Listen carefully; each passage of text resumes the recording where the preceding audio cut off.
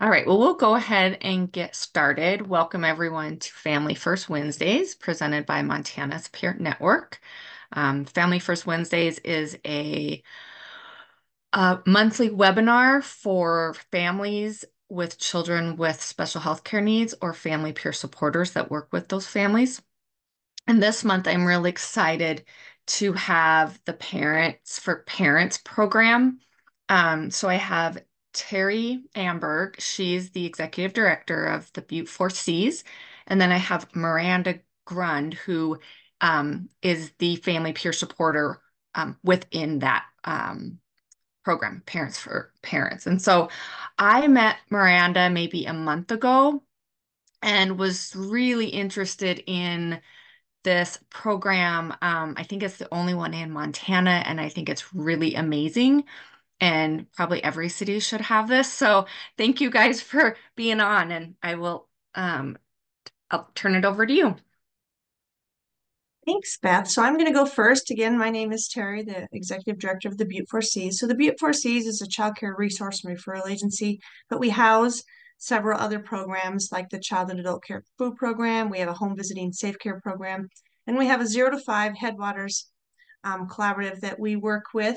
This collaborative focuses on improving systems for parents and young children, enhancing, supporting, and connecting resources already in place. The 0 to 5 goal was to reduce children in foster care, specifically in Butte Silver Bow, by 75% in 2025. It's a pretty big number. But in May of 2023, we adopted the P4P program that Miranda's going to talk about. So this is a peer support program that provides mentoring and guidance to parents involved in the child welfare system. The program provides early outreach and education to help shift parental attitude from anger and resentment to acknowledgement and acceptance, which enhances the parents' engagement in their court-ordered plans. We adopted this from the Children's Home Society in Washington. And just a few statistics, and then, like I said, I'm going to introduce Miranda, who does this program, and a very good job she does. And you're right, Beth, it is the only one that is across in Montana right now. So relationship between a Dependency 101 course that Miranda does teach and an increase in the reunification rates. 70% of parents who participate in the Dependency 101 reunified with their children. So 53% of those parents who did not participate in the Dependency 101 course reunified with their children. So there's that relationship between that course that Miranda teaches, and there again, just kind of empowering parents, knowing what they need to go through to successfully navigate that system. 79% of parents who participated in the Dependency 101 and received additional mentoring reunified with their children. And again, the Washington Foundation has tons more statistics, but we're looking at to help improve it in Montana. And without further ado, I'll let Miranda talk more about what she does because she is the expert. So go ahead, Miranda. Thank you, Terry. So I do have a presentation I would like to share with everybody. So I'm going to go ahead and share my screen for that.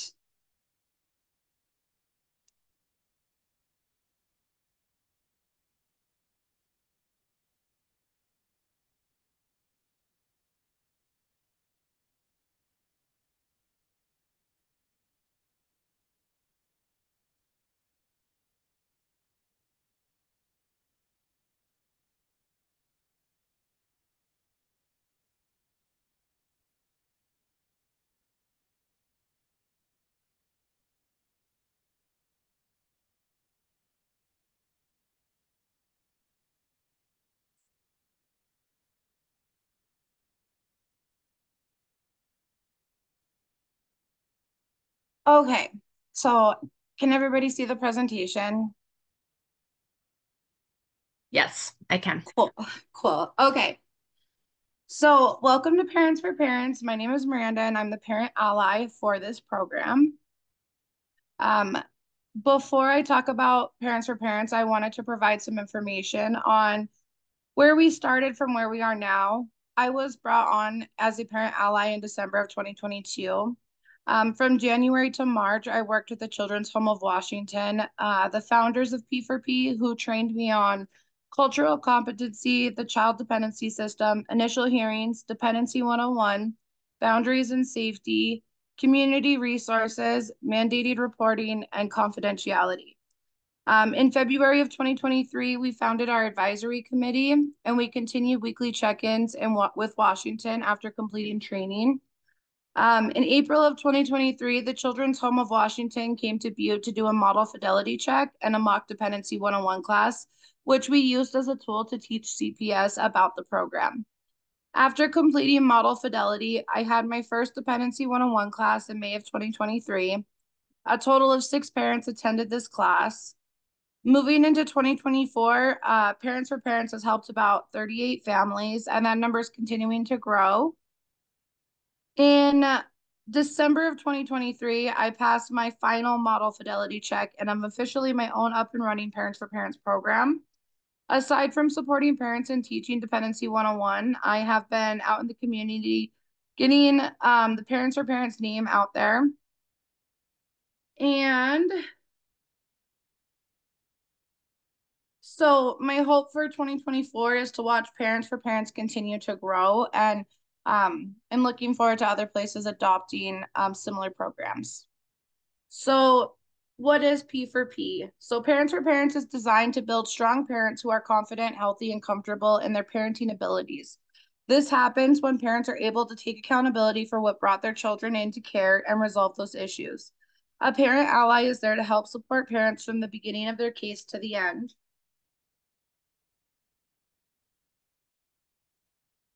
Parents for Parents is a support program run by parents like me with lived experience. So I was previously involved in the child welfare system. I did have my kiddos removed from my care. And I had to navigate the system by myself. And I was able to resolve my case successfully. But it would have been a lot easier having somebody who had been there before go through that process with me.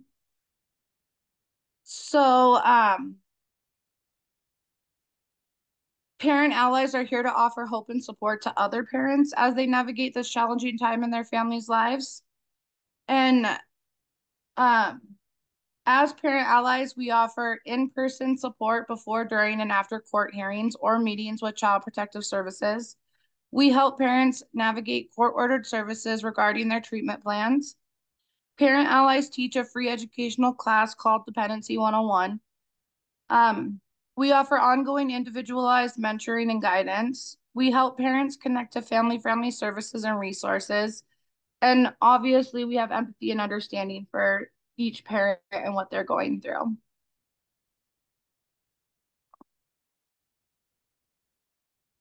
And when I say dependency, I just want to I just want to make this clear. Dependency isn't like a substance use. It's just children are referred to as dependents, and so that's why they call it that. Some people get confused, and so I just wanted to clear that up. So the free Dependency 101 class is designed to educate and empower parents with the tools, strategies, and support they can use throughout their case. Parents are provided an overview of the court process, introduced to local court officials who will explain their roles, and are presented with experiences from parent allies who have successfully navigated the court process. Parents who attend receive a folder of educational materials that pertain to their case and a certificate of completion.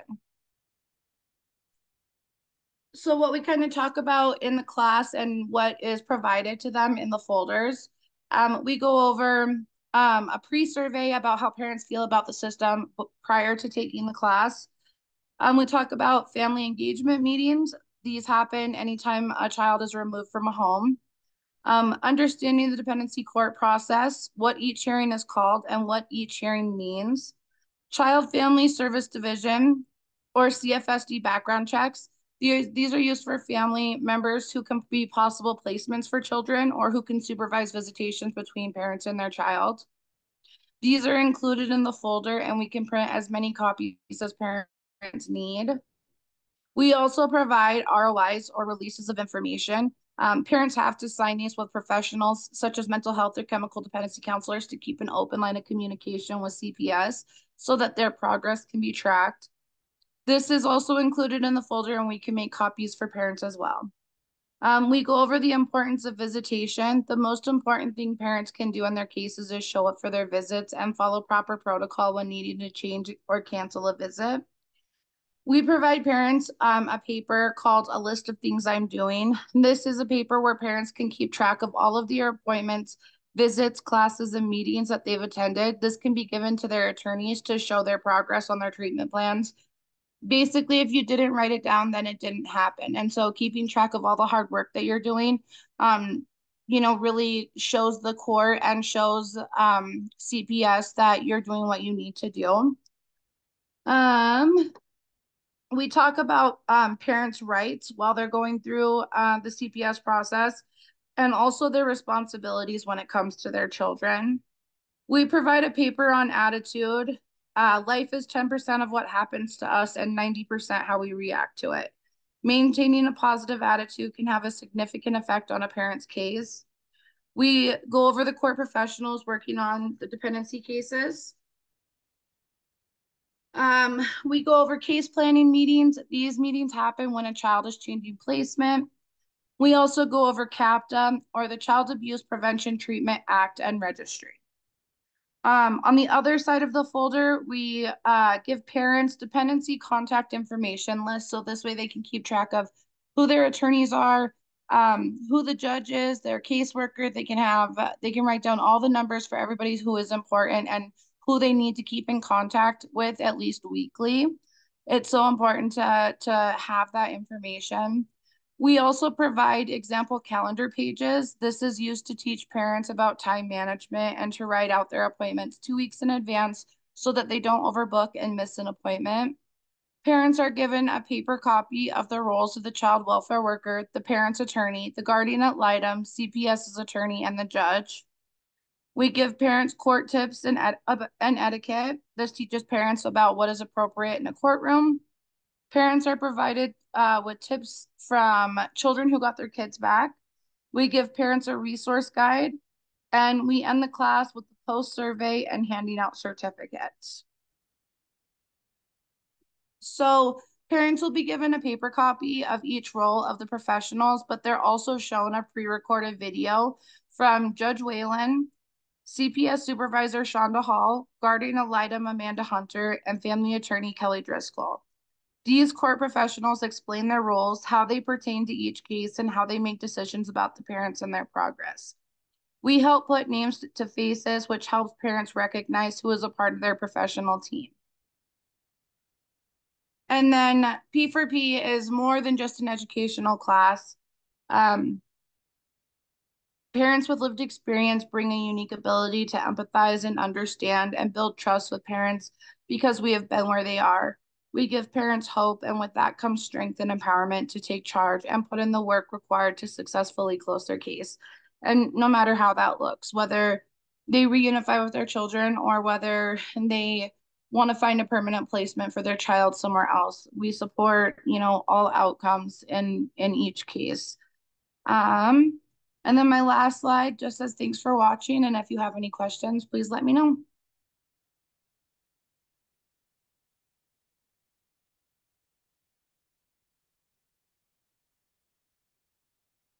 If anyone has any questions, feel free to unmute and ask them.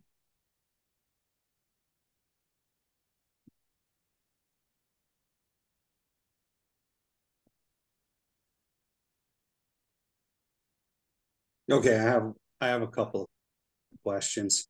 I'm Matt Furlong, and we've worked on a grant recently called the Community Response Program, and Butte 4Cs is also working with that grant as well.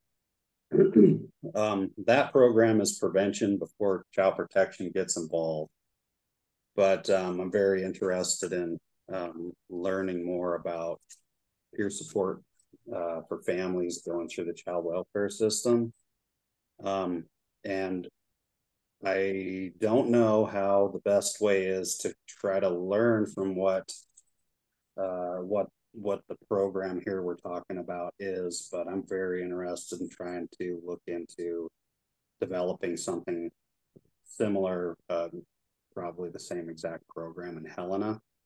And then there's other communities that I communicate with that are also seeking some help for parents because they feel like the system is kind of stacked against them, and they get advice from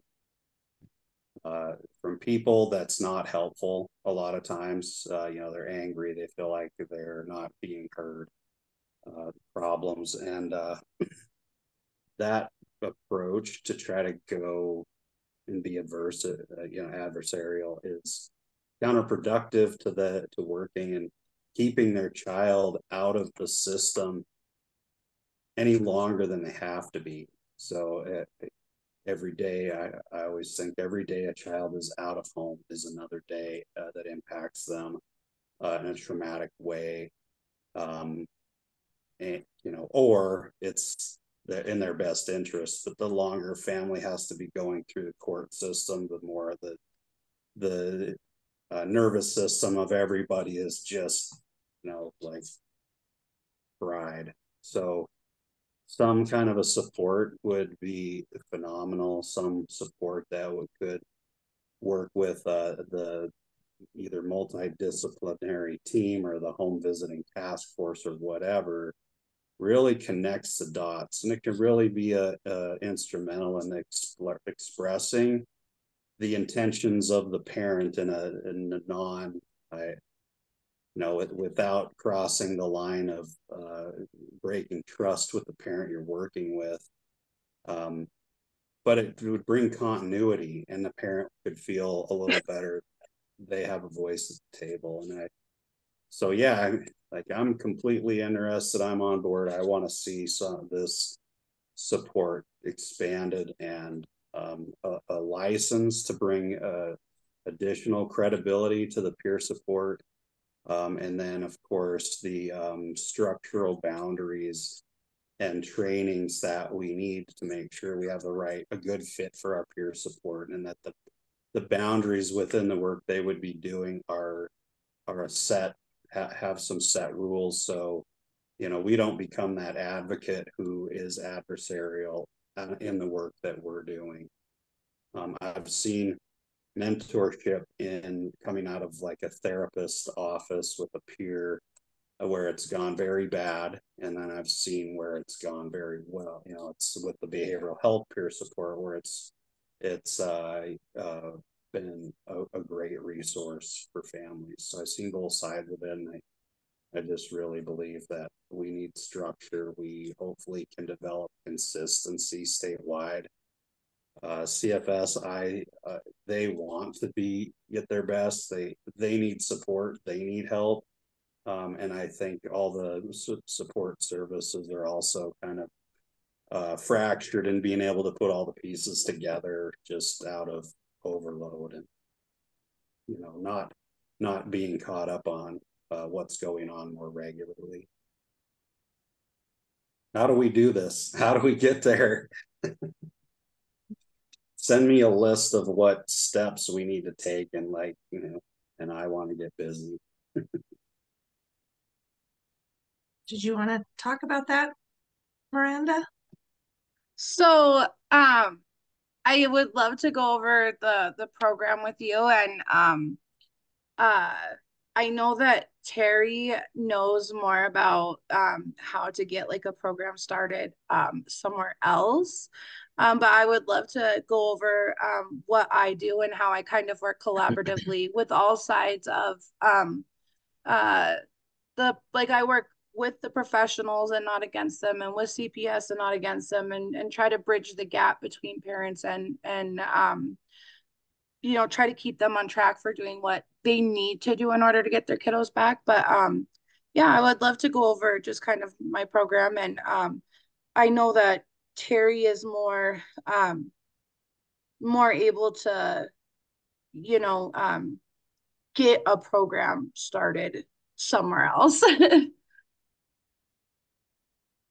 Yeah, and we That would would be be happy to maybe help you with that connection. Miranda still visits with him. We do have monthly meetings with the Washington Foundation that still works with us. they've been great about they will swear by the program. Obviously, they have it in many of their counties in Washington and how well it is doing, just to help. One of our hopes when we adopted it also, because we do have a supervised visitation program here, along with the Children's Trust Fund, like you mentioned. And we see a lot of families that might get to go home, get their children's back, and then we see them back. We're hoping that even with this, we won't see as many children return back into the system because we just see that a lot in our visitation program. So, um, yeah, Yeah. Miranda does a fantastic job setting those boundaries. She had a hard time in the beginning, of course. Any new program takes a while because they immediately wanted to associate her with CPS, and she's not. And CPS has been great working with her as well, sending families to her that this person can help you. So she's done a lot to get where she's at, to again, like she said, get it out there more that we work with the department, but we don't work for the department in her program in particular. So Maybe Terry, you and Miranda could put your emails in the chat, and then that way Matt and whoever else wants to connect can. And we have a question in the chat from, let me see here, from Phoebe Hudson. Says, is a parent able to engage in the program if they have had their children removed from their care informally? Example, CPS strongly suggests that a family member take over care prior to statutory intervention having to occur, and subsequently another family member has taken temporary custody of the child. So, in our program, there does have to be an open CPS case for me to be able to help out.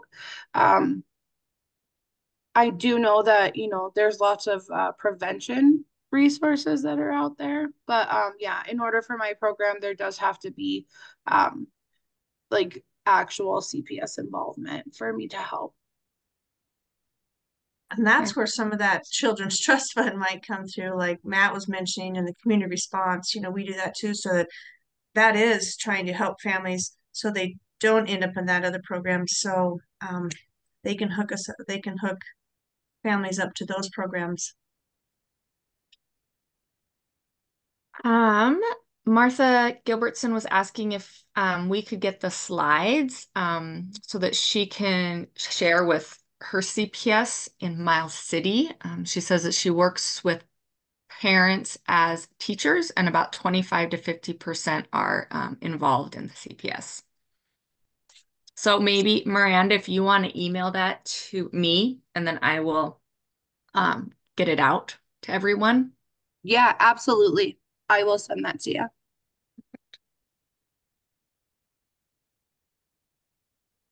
And there's some other comments in the chat. Jobina says, this is amazing. Thank you for your work. I envision this saving so many caregivers and kiddos from more heartache and the trauma that the legal system can bestow. And then Erin, I think we answered your question. She apologized for missing the beginning, and she was asking if it was only for families whose children are in the system. And I think we answered that yes. Does anybody else have a question? I have another question, and that's how does the program in Butte, how is it funded? And And that is funded right now through our Headwaters 0 to 5. Yes. So it is a private funding. A lot of our other grants, like our CACFP and obviously the Children's Trust Fund, our visitation, it's federal funds, but this is privately funded. So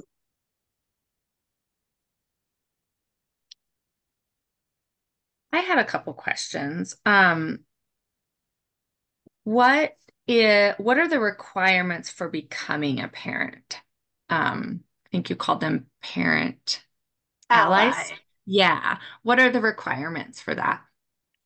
So as long as you have so you've closed your case successfully, no matter what that looks like. So um, it doesn't matter if your rights were terminated or, just as, your case is closed basically, and that you're willing to, you know, you still do have to work with the department. You can't work against them. You have to have a positive attitude towards the department. And the last thing we want to do is create more friction between parents and the professionals. And so, yeah, as long as their case is closed and um, they're willing to bridge the gap between parents and the department, that's really all it takes.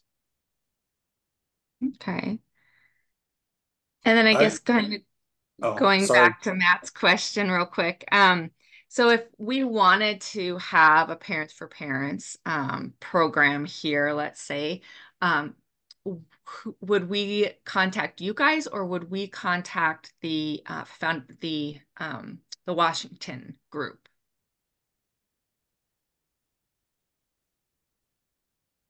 I think you'd have to contact the Washington group. Is that Okay. correct, Miranda? Pretty sure.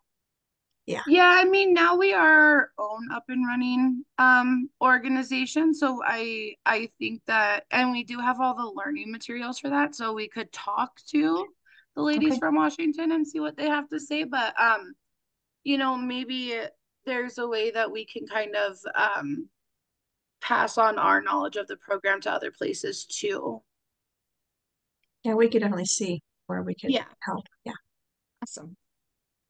Well, and it looks like Terry, you put your email in the chat. So for those that are wanting to reach out, it is there. Sorry, Matt, go ahead. Oh, I have encountered a lot of folks that have said they want to get involved, they want to help, and they have like these hurts that have happened and they have a lot of anxiety still. And I was going to say that it would be great if there was a measurement tool that would assess if a person has the ability to calm themselves, calm others. Because if they're having a hard time calming themselves, yet their story or like their desire to help is like amazing. It like I see that in behavioral health peer support too. I just think it's important to not end up with a person with all kinds of anxiety working with families. So I don't know. You probably already have them like just a feeling when you're working with people at Butte 4Cs. I know you have been in practice for a lot of years, so you have a good pulse on everything. Well, and Miranda works with them. Yeah, she's going to know that when she has other peers because she can share her story. And it's obviously not going to be the same as some of the other peer supports in their program. When we got trained, when Heather came down, her name is Heather, she shared her story. That's where she started out too. And two of the other ladies on her team, same kind of thing. They shared their story of their going through the process and how they got their kids back, like Miranda said, however that looks, however they completed successfully. So there is that piece. It's really important, yeah, that you have the right peer support person that can navigate correctly or not correctly, but yeah, good point.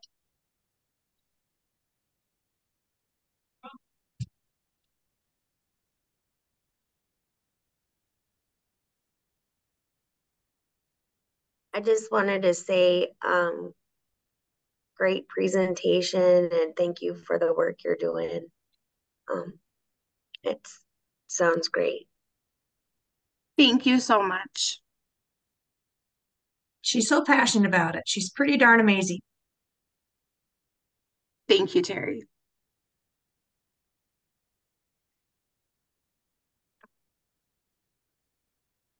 Those of us with lived experience tend to bring our passion with us when we support others. And it definitely shows, Miranda, for sure. Does anybody else have any other questions?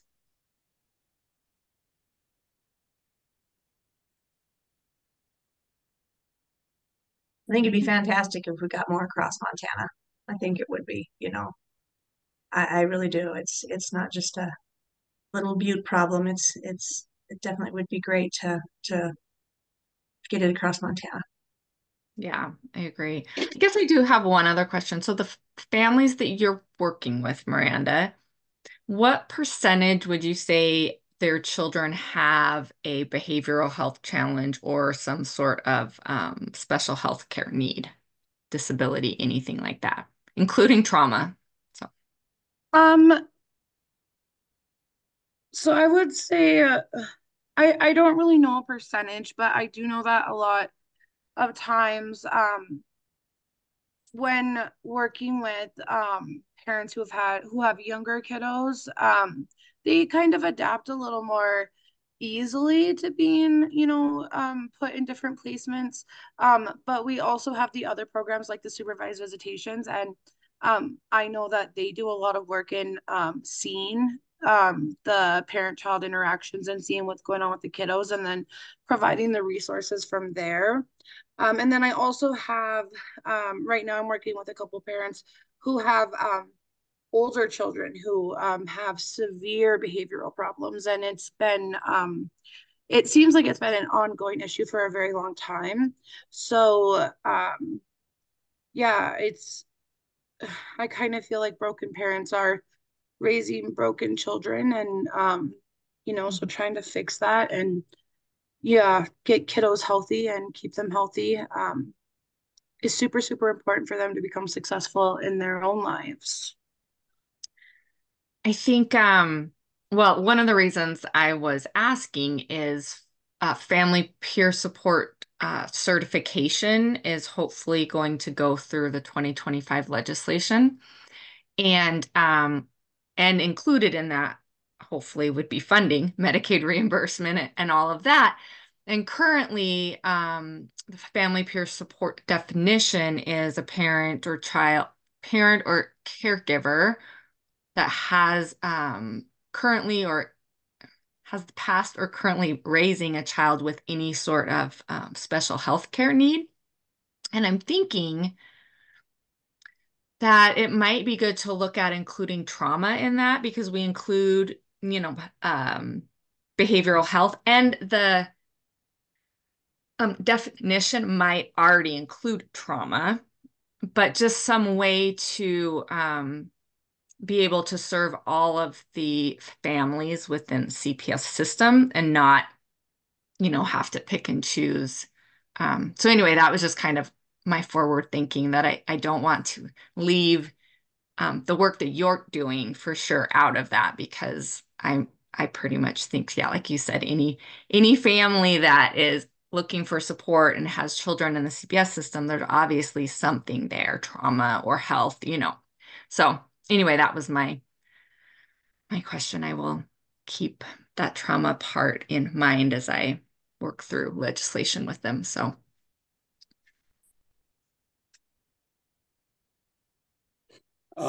I have a thought on that, and that's is the parent for parents on the clearinghouse for evidence-based programs under the Family First Prevention Services Act.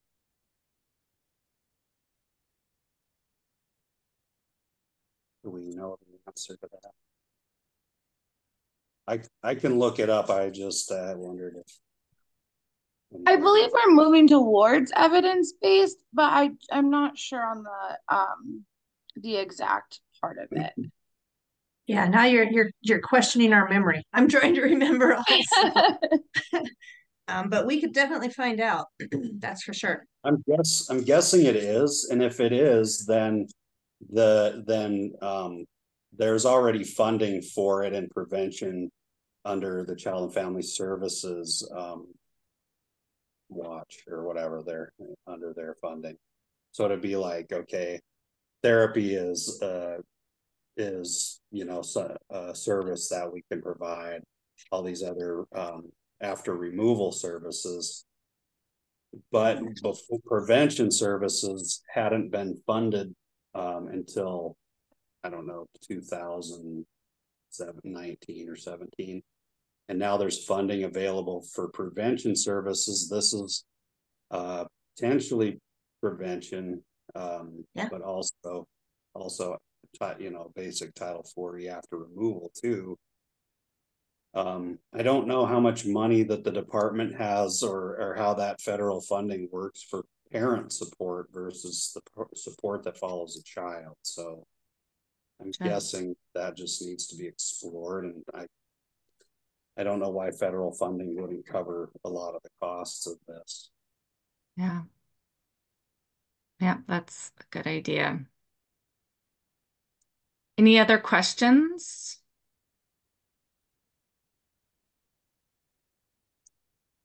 All right. Well, so I will get those slides out to everyone. Again, their emails are in the chat if you want to write them down.